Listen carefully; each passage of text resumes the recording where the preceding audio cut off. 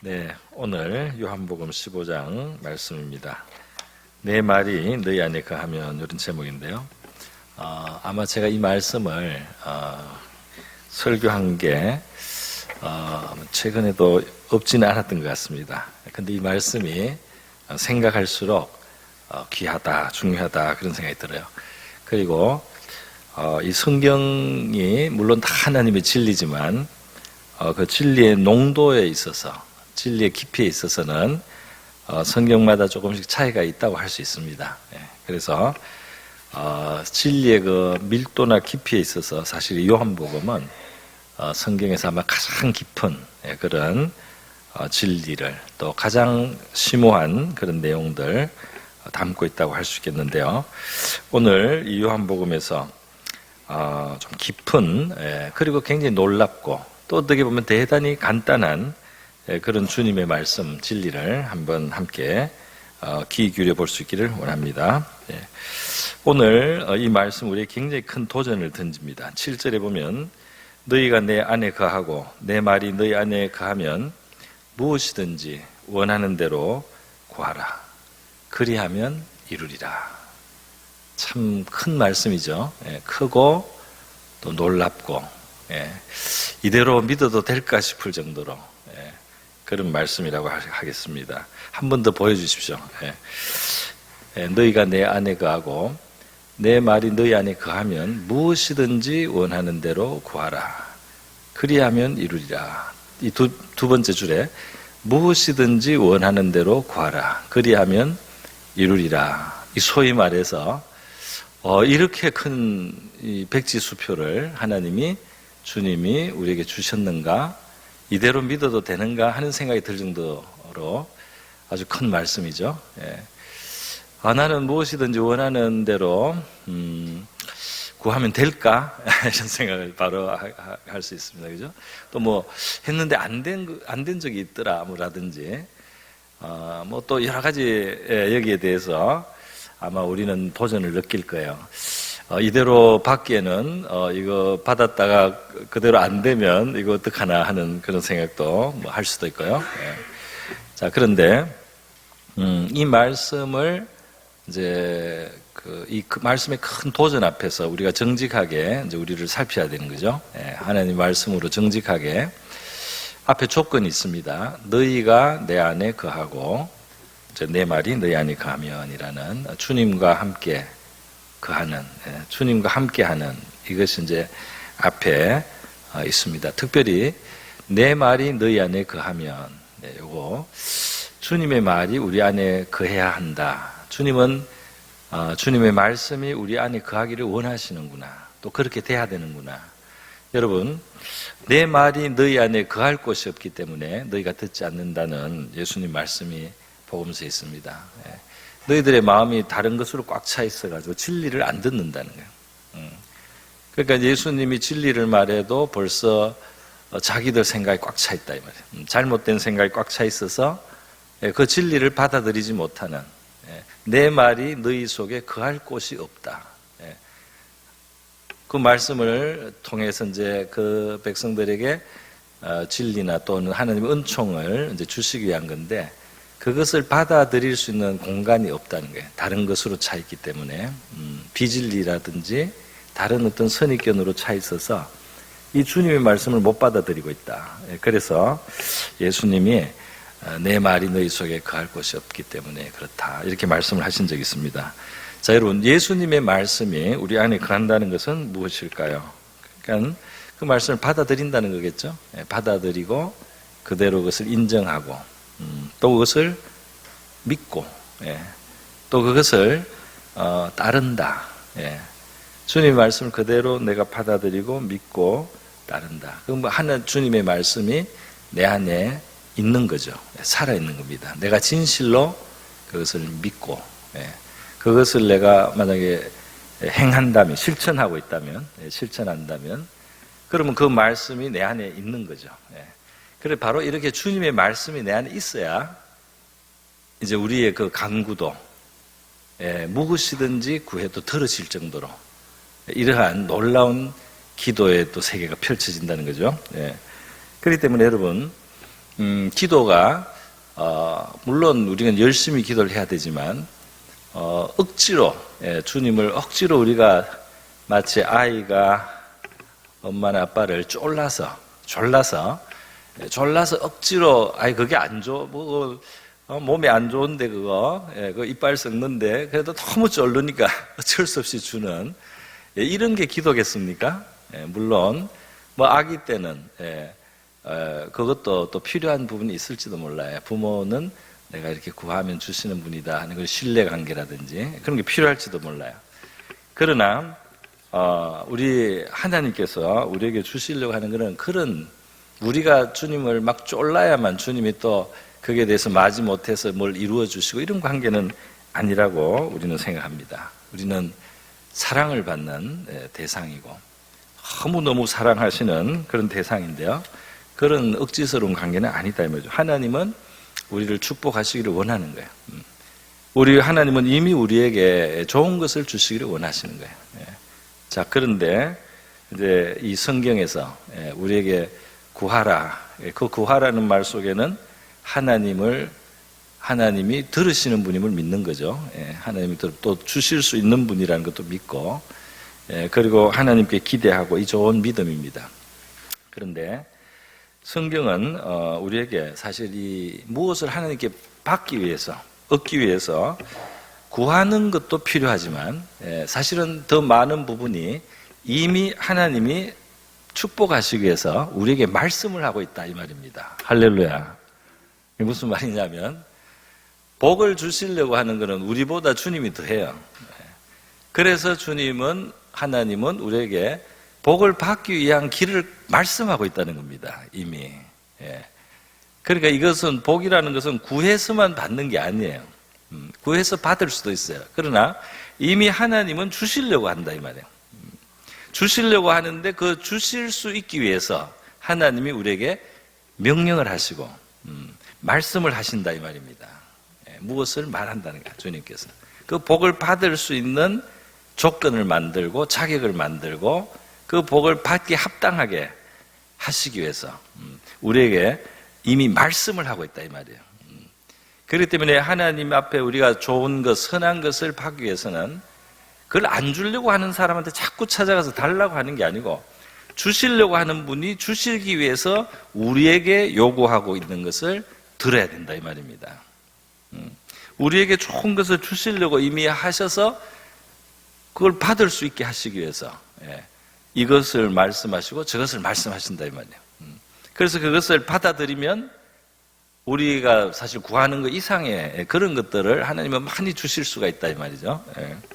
그래서 바로 물론 우리 기도는 언제나 필요하고 또 그것은 무슨 구하고 받는 관계 전에 기도라고 하는 것은 주님과의 살아있는 관계고 주님과의 대면이고 사랑하는 관계에서는 함께 시간을 보내는 것이 정말 본질적이잖아요. 그렇기 때문에 기도는 귀한 것입니다. 그럼에도 불구하고 하나님 앞에 많은 일들이 이루어지고 역사가 이루어지고 복을 받는 그 길에서 우리는 우리가 뭘 안 주실 거를 억지로 구해서 받는 그런 존재가 아니고요. 하나님이 이미 우리에게 말씀하시는 것에 귀를 기울이면 우리는 복을 받게 돼 있다 이 말씀입니다. 할렐루야. 그래서 구약에 이 예를 들면 신명기라든지 율법을 보세요. 하나님의 명령이 딱 있고 그 명령의 뒤에는 뭡니까? 이렇게 하면 형통하겠다는 거예요. 이렇게 하면 복을 받겠다는 거예요. 이렇게 너희들이 내 말에 청종하면은 이 복을 받음이 만민보다 우승할 것이다. 이 만민보다 더한 복을 나는 주고 싶다. 그래서 지금 이것을 말하고 있다는 겁니다. 그렇기 때문에 하나님이 하시는 말씀에 귀를 안 기울이면 우리가 아무리 복을 구해도 한계가 있어요. 한계가 있어요. 그렇기 때문에 우리가 정말 하나님 수준의 복을 하나님이 우리에게 주시고 싶은 그 복을 우리 생각할 수 있는 것보다 훨씬 낫습니다.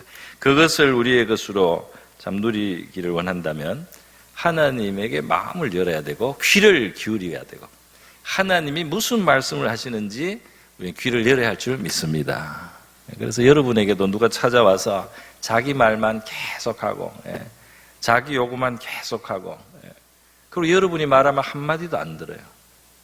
귀 아예 흘려들어요. 아예 관심이 없습니다. 들을 뜻이 하나도 없습니다. 그런 사람하고 우리가 상대를 한다면 얼마나 답답하겠어요. 그죠? 예. 그 관계를 깊게 가져갈 수가 있겠습니까? 그런데 우리는 하나님을 향해서 그래서는 안 된다는 거죠. 예. 그렇기 때문에 우리는 우리가 몇 마디 하면 하나님한테 더 많이, 하나님이 10마디 하시고 우리가 3마디 하고, 그게 더 풍성하다, 이 관계가. 그래서 여러분, 우리가 기도하는 좋은 방법은 말씀을 듣거나 묵상하고 나서 기도하는 거예요. 성경을 묵상해서 그 속에 있는 하나님의 마음과 뜻을 깊이 담은 다음에 그것을 가지고 기도를 하면 참 좋은 기도가 됩니다. 또 하나님의 성령은 이 설교 시간에도 영감으로 역사할 수 있잖아요. 그죠? 그래서 설교 시간에 여러분의 것으로 확신되는 말씀들이 주어지잖아요. 그럴 때 그걸 받고 그걸 순종하고 그걸 가지고 기도를 하면 그게 이제 결과가 나오는 거죠. 그래서 이 말씀으로 이미 우리를 복 주시고 그렇게 하시는 그 하나님의 선한 은혜가 있다는 사실을 먼저 우리 강조를 제가 합니다. 하나님께 청종하면 기름진 것을 먹으리라. 할렐루야. 하나님을 청종하면 기름진 것을 먹게 될 것이다. 그렇게 성경은 우리에게 가르치고 있는 겁니다. 자, 그래서 그 다음 두 번째로 이 본문에서 생각하는 것은 그겁니다. 뭐냐면 여기에서 보면은 주님의 이 그 말씀이 너희 안에 거하면 놀라운 결과들이 일어날 것이라는 이것이 이제 뒤로 가면 하나로 또 연결이 돼요. 그게 뭐냐면 하나님이 우리를 향해서 하시는 그 말씀은 그 본질이 사랑입니다. 그러니까 이 계명을 다 압축하면 사랑이 돼요. 하나님을 사랑하고 또 이웃을 사랑하고 사랑이 돼요. 오늘 여기도 예수님이 사랑의 계명을 주시지 않습니까? 서로 사랑하라. 그러니까 하나님이 우리에게 무슨 말씀을 하든지 그 밑에 그 핵심에는 사랑하라는 뜻입니다. 할렐루야.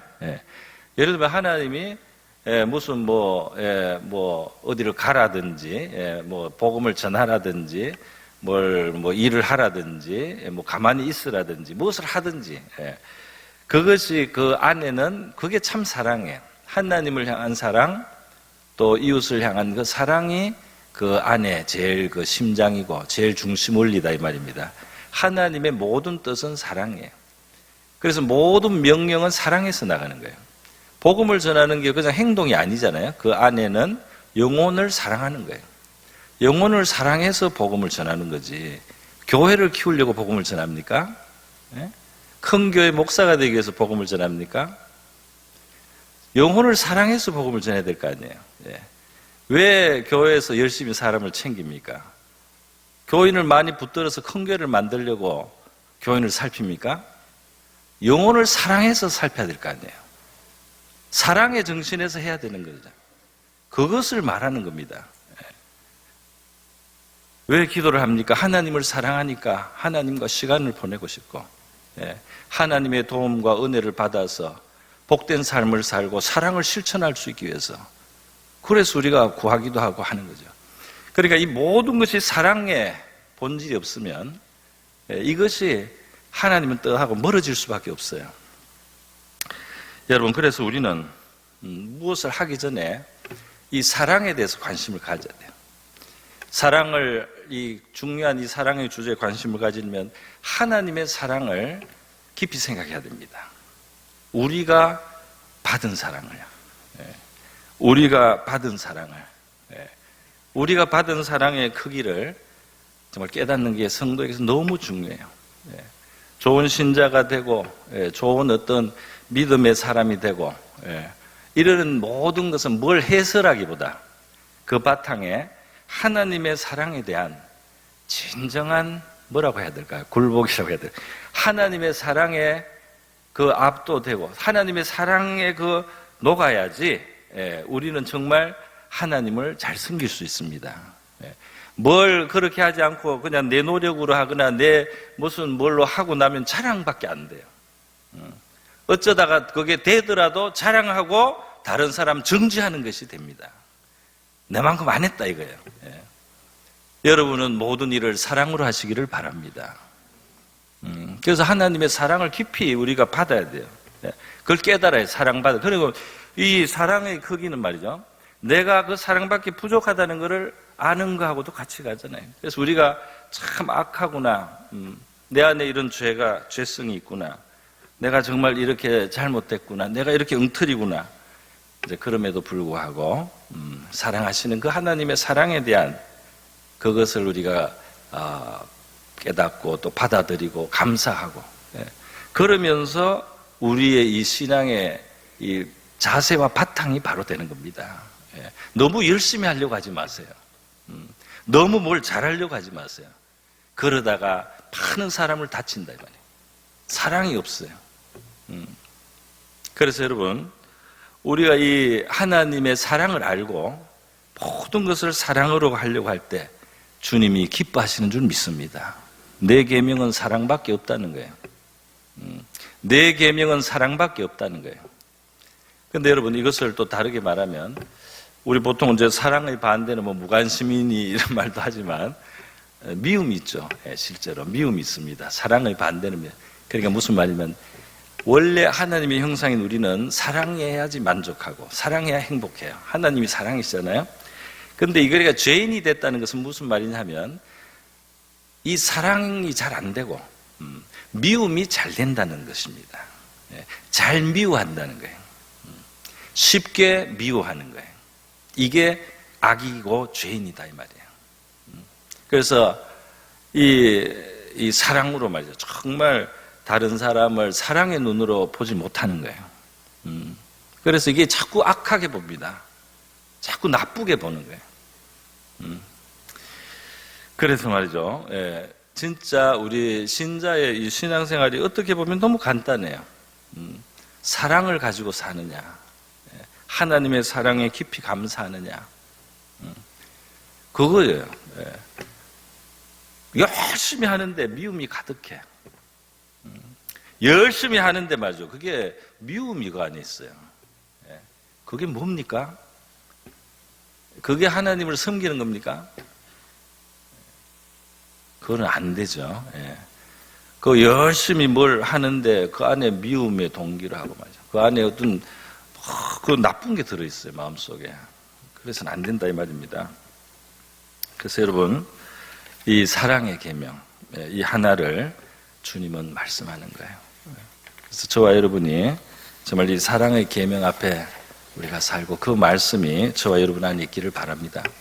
그러면 어떻게 되느냐면, 이제 사랑하지 않는 것이 악이라는 걸 깨달아야 돼요. 미움이 악이라는 걸 깨달아야 돼요. 근데 제가 하는 느낀 게 있어요. 그게 뭐냐면, 사람들은 이제 우리는 죄인이기 때문에 쉽게 잘 미워합니다. 나쁘게 잘 봐요. 그 이제 우리 자신이 잘못되어 있는 거예요. 그런데 이 우리의 미움을 정당하기 위해서 우리는 어떤 사람들의 의도를 더 왜곡합니다. 더 악하게 보고 더 나쁜 동기라고 짐작을 해요. 그러면서 내가 미워할 정당한 이유를 만들어낸다 이 말이에요. 그런 경우들이 있습니다. 그렇기 때문에 굉장히 이게 우리 마음을 성찰해 보면 정말 정말 우리는 죄인이구나, 참 악하구나.